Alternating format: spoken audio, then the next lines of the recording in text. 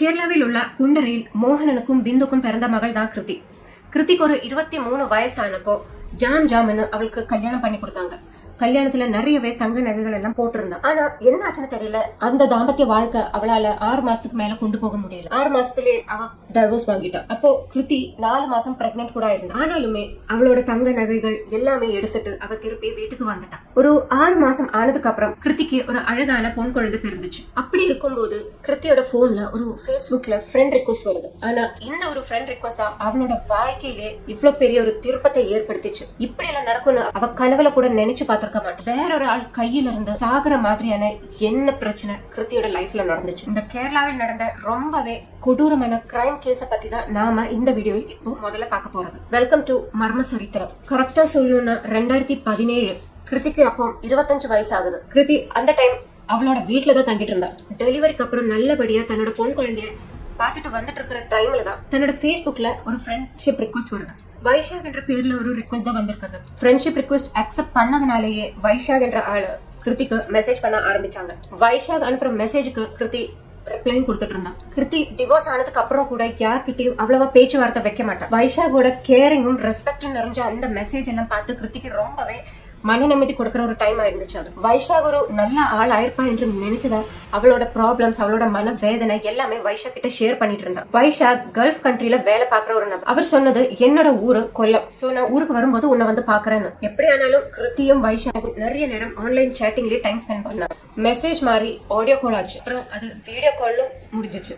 Vizag கிருத்திக்கு video call பண்ணும்போது கிருத்தியோட மத கிட்ட ரொம்பவே கேரிங்கான ரீதியில பேசிட்டு இருக்கு. அப்படியே நாள் கடந்து போகுந்தோறும் இவர் 2 பேரும் நல்லாவே ரொம்ப டீப் ஃப்ரெண்ட்ஷிப்ல போயிட்டாங்க. வைஷாக்கு கிருத்தியோட மக கிட்ட ரொம்பவே பாசம் காமிக்கிறதுனால கிருத்திக்கும் வைஷாக் மேல ஒரு பாசம் தோண ஆரம்பிச்சு. சோ ஃப்ரெண்ட்ஸ் ஆனா அவங்க இப்போ காதலிக்க ஆரம்பிச்சாங்க. 2018 கல்ஃப்ல இருந்து லீவ் எடுத்து வந்த வைஷாக் அப்படியே கிருத்தியும் போய் அவர் 2 பேரும் ரொம்ப நேரம் பேசினாங்க. ரொம்பவே க்ளோஸ் ஆகி பேசினாங்க. இந்த டைம்ல தான் கிருத்தியோட மகளோட ஃபர்ஸ்ட் பர்த்டே வருது.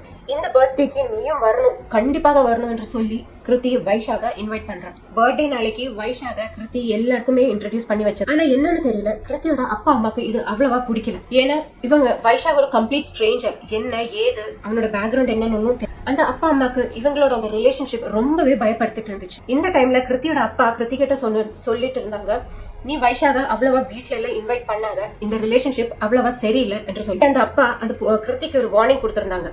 ஆனா இந்த டைம்ல இந்த வைஷாக கிருத்தியும் அவளோட மகளையும் ரொம்பவே பாசம் காமிக்கிற மாதிரி நடந்துட்டு. இதெல்லாம் பார்த்த கிருத்தி வைஷாக தன்னோட வாழ்க்கை துணையாக வேணும் என்று நினைச்சான். இந்த ஒரு விஷயம் கிருத்தி வீட்டுல சொன்ன போது கிருத்தியோட அப்பா அம்மா சம்மதிக்கவே, வீட்டுல இது சம்மதிக்க மாட்டாங்க என்று தெரிஞ்சப்போ கிருத்தியும் வைஷாகும் போய் ரெஜிஸ்டர் மேரேஜ் பண்ணி, இந்த ரெஜிஸ்டர் மேரேஜ் விஷயம் 2 பேரோட வீட்டுல தெரிஞ்சதுனால ப்ராப்பராக உங்களுக்கு ஒரு மேரேஜ் பண்ணி வைக்கிறேன் என்று சொல்லிட்டு February 3, 2019 இவங்களுக்கு நல்லாவே ஒரு மேரேஜ் பண்ணி வச்சாங்க. இந்த கல்யாணத்துக்கு கூட நிறையவே தங்க நகைகளும் எல்லாமே வைஷாக்கு டவுரியாக கொடுத்திருந்தாங்க. கல்யாணமாய் 1 மாசம் ஆனதுக்கு அப்புறம் வைஷாக் திருப்பி கல்ஃப் கண்ட்ரிக்கு வேலைக்கு போனான். ஆனா அங்க ஏதோ பிரச்சனைன்னு சொல்லிட்டு திருப்பி வைஷாக் ஊருக்கே வந்துட்டான். ஊருக்கு வந்ததுக்கு அப்புறம் வைஷாக் திருப்பி கல்ஃபுக்கு போகிறதுக்கு தயாரே ஆகல. ஒரு எஜுகேஷன் பிசினஸ் ஸ்டார்ட் பண்றதுக்காக அந்த ஆள் முடிவெடுக்கிறான். இந்த ஒரு பிசினஸ் ஸ்டார்ட் பண்றதுக்காக கிருத்தியோட அக்கௌண்ட்ல இருந்து 4 லட்சம் ரூபாயும் கிருத்தியோட அம்மாவோட அக்கௌண்ட்ல இருந்து 6 லட்சம் ரூபாயும் அவ எஜுகேஷன் பிசினஸ் ஸ்டார்ட் பண்ணாலும் கூட வைஷாக் நினைச்ச மாதிரி அந்த பிசினஸ் அவ்வளவா முன்னோக்கி போகல. அந்த பிசினஸுக்காக எடுத்த லோன் எல்லாம்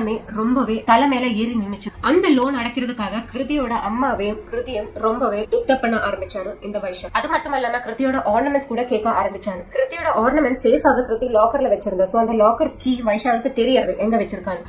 அதனால இந்த கீ எங்கன்னு கேட்டுட்டு கிருத்திக்கும் வைஷாக்கும் எப்ப பார்த்தாலுமே சண்டை வந்துட்டே இருந்துச்சு. இங்க இருந்துதான் கிருத்தியோடையும் வைஷாகோட இடையில அந்த பணத்தினால ரொம்பவே இவங்களோட சண்டை பெருசாக ஆரம்பிச்சு. கிருத்தியும் வைஷாகோட கல்யாணம் வீட்டுல முதல்ல எதிர்த்ததுனால கிருத்தி வைஷாக பத்தி இப்போ அவங்க வீட்டுல யார்கிட்டயும் சொல்லல. ஏன்னா அவங்க ரொம்பவே சங்கடப்படுவாங்கன்னு தன்னோட பர்சனல் டைரியில கிருத்தி அனுபவிக்கிற எல்லா விஷயங்களும் எழுதி வைக்க தொடங்கினான். இந்த டைம்ல எல்லாமே வைஷாக் கிருத்திய மென்டலி ரொம்பவே டார்ச்சர் பண்ணிட்டு இருந்தான். காசுன்னு சொல்லி கிருத்தியை தூங்க கூட விடாம ரொம்பவே மென்டலி டார்ச்சர் பண்ணிட்டு இருந்தான். அக்டோபர் 14, 2019 திருப்பி காசுக்காக கிருத்தி கிட்டே வந்து அவன் சொல்றான், உன் பேரெல்லாம் இடங்கள் ஏதாவது இருந்தா அந்த பேப்பர்ஸ் டாக்குமெண்ட்ஸ் வச்சா எனக்கு காசு கிடைக்கும், அது நீ பண்ணணும்னு சொல்லிட்டு அந்த பணம் வச்சு எனக்கு திருப்பி பிசினஸ் ஆரம்பிக்க முடியும் என்று சொல்லி சண்டை போட்டுட்டு இருந்தான். ஆனா ஆக்சுவலி கிருத்தியோட வீட்டுல இருந்து 25 லட்சத்துக்கு மேலான தொகையை அவ எடுத்துட்டு இருந்தான். அதனால கிருத்திக்கு இவன் மேல இப்ப நம்பிக்கையே இல்ல. கிருத்தியோட அப்பாவோட எல்லா சொத்துக்கும் ஒரே ஒரு வாரிசு கிருத்தி தான்.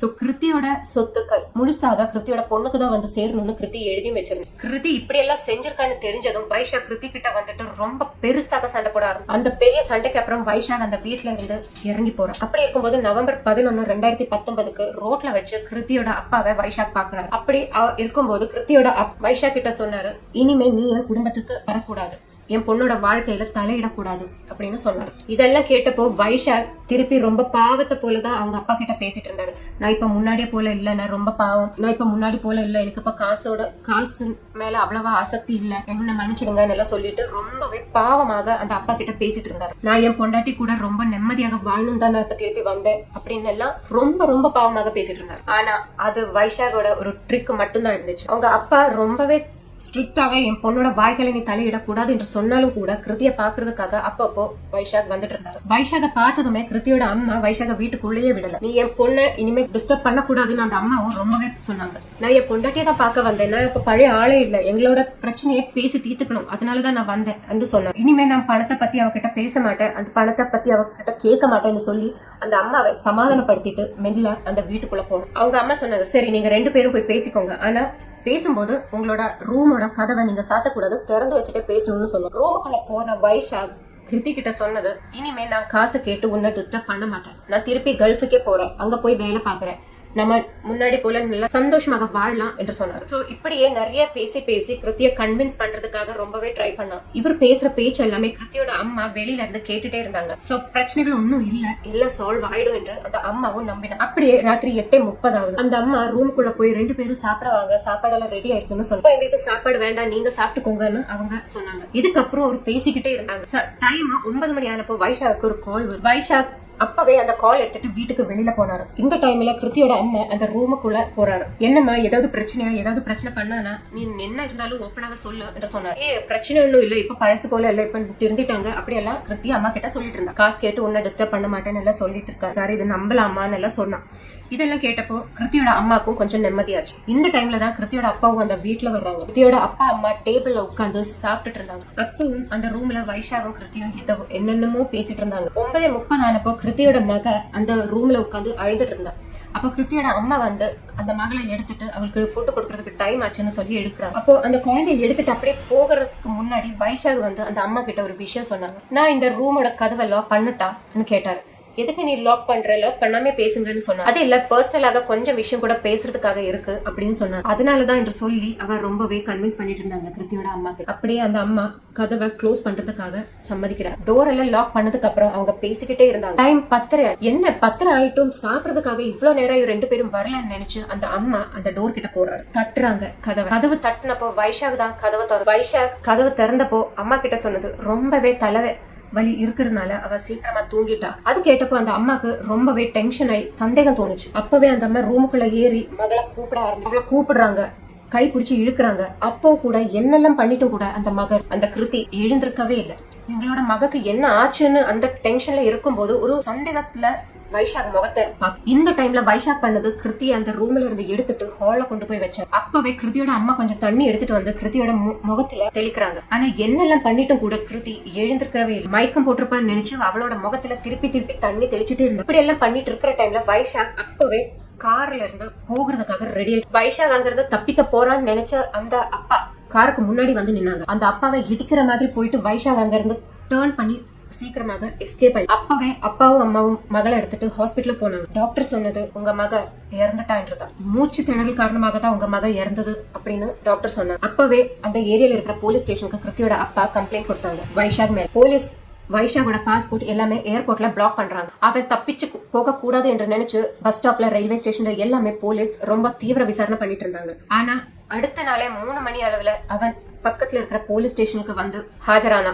அன்னைக்கு ராத்திரி என்ன நடந்துச்சுன்னு அவன் போலீஸ்கார்கிட்ட ஓப்பனாக சொல்றான். இந்த டைம்ல கிருத்தியோட அந்த சடங்குகள் எல்லாம் நடந்துட்டே இருந்துச்சு. போலீசார் அந்த வைஷாக கூப்பிட்டுட்டு அவளோட வீட்டுக்கு போனப்ப, எப்படி நீ இதெல்லாம் பண்ண, திருப்பி பண்ணி காமி என்று சொல்லி கேட்டுட்டு இருந்தாங்க. அவன் அது போலீசாரோட முன்னில செஞ்சு கூட காமிச்சு. அன்னைக்கு ராத்திரி அவங்க ரொம்ப நல்லா தான் பேசிட்டு இருந்தாங்க. ஆனா வைஷாக்கு ஒரு மோட்டிவ் இருந்துச்சு. கிருத்தியோட பேர்ல உள்ள இடங்கள் எல்லாம் வைஷாகோட பேருக்கு மாத்துறதுக்காக. அப்படி எல்லாம் நல்லாவே பேசிட்டு இருக்கும்போது திருப்பி வைஷாக் இந்த ஒரு விஷயம், காசு வேண்டாம்னு சொல்லிட்டு இப்போ ஆதாரம் அவனோட பேருக்கு மாத்துறதுக்கான விஷயம் கிருத்தி கிட்ட பேச ஆரம்பிச்சா. இந்த டைம்லயும் கிருத்தி அதுக்கு சம்மதிக்க மாட்டா அப்படிதான் வைஷா கிட்ட சொன்னது. இது கேட்டப்போ வைஷாக்கு ரொம்பவே கோவம் வந்துச்சு. அப்படியே கை ஓங்கி அவளோட கன்னத்துல அந்த செவியோட சைடுல ரொம்பவே ஸ்பீடாக அடிச்சா.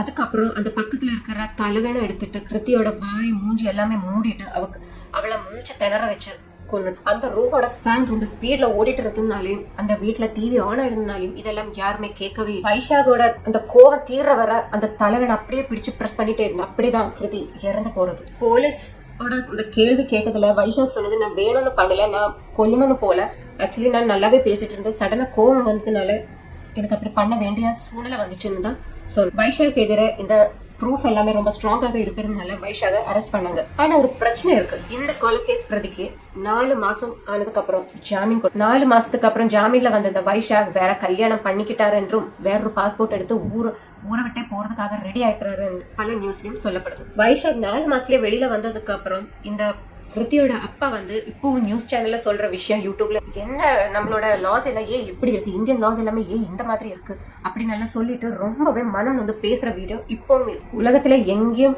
இருக்காத மாதிரியான ரொம்ப விசித்திரமான ரூல்ஸ் நம்ம கிட்டதான் இருக்குன்னு சொல்லி நான் இந்த வீடியோவை இங்கேயே நிறுத்துறேன். மீண்டும் இன்னொரு வீடியோ பார்க்கலாம்.